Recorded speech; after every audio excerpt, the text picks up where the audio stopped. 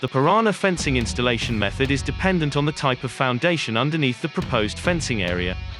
This video will focus on fixing into a pre-prepared foundation using our bolt-down posts. Before installing, please read our guide to planning and installing composite fencing on www.piranhadecking.co.uk. To begin with, place the bolt-down fence post in the required position, ensuring it is level and square.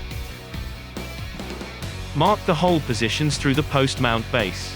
Using a 12 mm masonry drill bit, pre-drill the holes.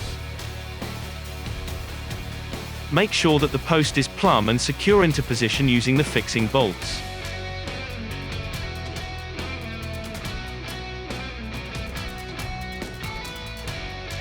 Remove the relevant post slot to configure either a straight or a corner post.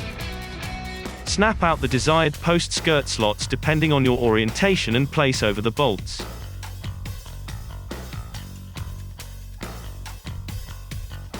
Measure the distance to the next post. This should be from center to center of the posts. Use the bottom trim to check for fitment.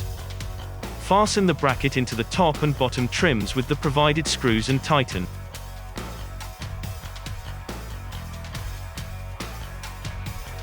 Insert the bottom trim into the grooves on the posts. Once the required level has been achieved, secure the trim into the fence posts. Slide the initial fence board down the post grooves and onto the bottom trim. Once secure, slide the next fence board down the post grooves onto the previous fence board and repeat. Secure the top trim to the fence post using the screws provided. Finally, insert the post cap onto the post. 12 fence boards are required per panel for a standard 1.8 meters high fence.